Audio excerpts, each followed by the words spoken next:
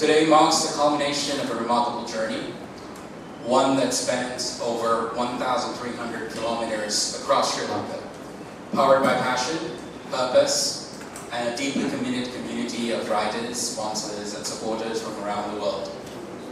We're especially honored to welcome the members of the press, impact investors, corporate partners, representatives from the Foundation of Goodness, and all the stakeholders who made this ride not just possible, but meaningful. This press conference is more than a ceremonial close.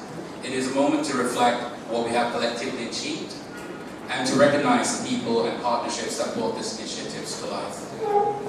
So to kick things off, the formalities, to officially open the proceedings, I'd like to invite one of the co-organizers of Pimp My Tuk Tuk Asia to say a few words on behalf of the organizing team. Please welcome Alex Solomon, co-organizer of Pimp My Tuk Tuk community.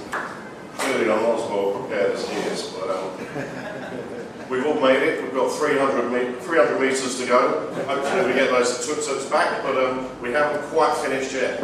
Glad we're all back safely, had no accidents. You'll be pleased to know Sparrow's on the mend and be on his way back soon, so that's all good to hear. So as I've filled some of you in over the last week or so, we've got to know lots of new people again, which is always great. We started this back in 2013 across India with 20 people. It was going to be just a ride across and just a bit of a journey, and then we sort of put heads together and said, well, let's start raising some money for charity. On that first trip we raised $90,000 between 20 people, and it sort of planted the seed.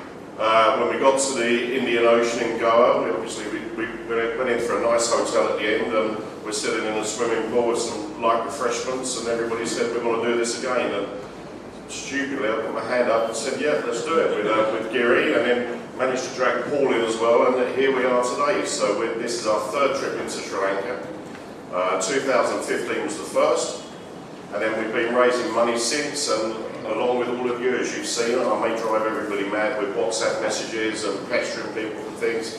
We've made a massive difference. I think you've seen the subjects and projects and areas of focus that we like to go with children and education and water purification, things that we take for granted every single day. I think you've all seen now how really hard it is in some of these towns and villages and the rural communities. And I think collectively we've absolutely smashed it, and I'm hoping everybody's had a really good time and taken something away from it. All right, up next, we would like to hear a few words from one of our platinum sponsors. I'd like to invite Mark Souza, representing Microsoft, to share a few words. I think I speak for most when I say, we had preconceived expectations when we came, and they have been significantly exceeded our expectations. And for many of us, life-changing. So for me, I met Alex and Gary and Paul socializing in Singapore. And they told me about PMTT, and I'm like, sounds like fun. And it's a good cause, so I'm in. And if I'm in for a penny, I'm in for a pound. I decided to do a fundraiser, and they introduced me to Foundation of Goodness.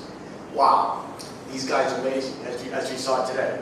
And especially when I call out Rashmini and Swan, super helpful, very collaborative, crazy nice, and it's been eye-opening and changing. That's when things got real when I started working with Foundation of Goodness.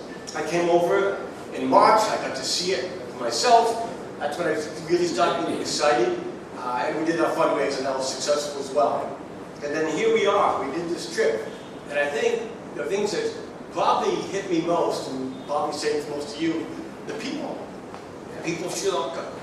I mean, they're just humble, right? They're generous, they're just nice people. Up next, let's hear a few words from the second platinum sponsor, Alex Kopp, founder of Yahweh Coffee Works. It's my first time, and it's certainly been a journey of transformation and solidarity, and some hope on three wheels for some of the rural communities.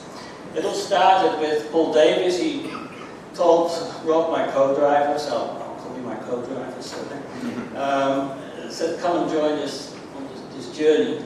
And what we're going to do, he said, got these tuk-tuks, which is Sri Lanka's icon, of course. It's not only a transport, a form of transport, it's also the icon of Sri Lanka. So we'll pimp them up, create them, put billboards out of them on 3 wheels, and we'll go and travel around Sri Lanka with them and try and make a difference. It is an established partnership that has worked really well over the last, the last 3 times that you have partnered with us. Our aim has been to bridge this urban-rural divide.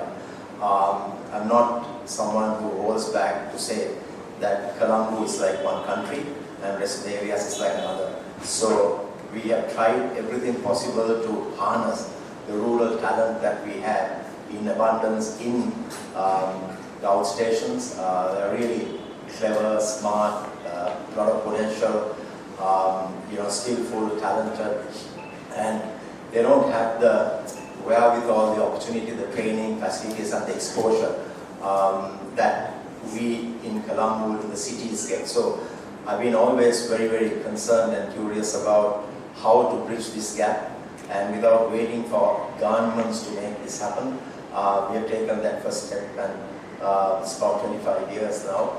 Never imagined that we would be able to get to 23 empowerment centers right across Sri Lanka. Up next, as a partner and the host of today's gathering from Hatch, please join me in welcoming Jeevan Yonan, co-founder of Hatch, to share a few words. I first wanted to say a heartfelt welcome to Colombo. It sometimes seems like a different part of Sri Lanka, as Kushal mentioned. But I just want to say thank you, and again, just heartfelt, like just share an emotion of such pleasure riding along with the riders, right? I felt real fellowship as I was kind of riding with y'all and getting to meet y'all. Even though I was only there for a few days, Angela did most of the hard work. And unfortunately, it's not here to like what Hatch is doing, what PMTT is doing, what Foundation Goodness is doing. We need to work in much more unison, because if you guys don't do what you do, we won't get the people that we need to. You guys did that.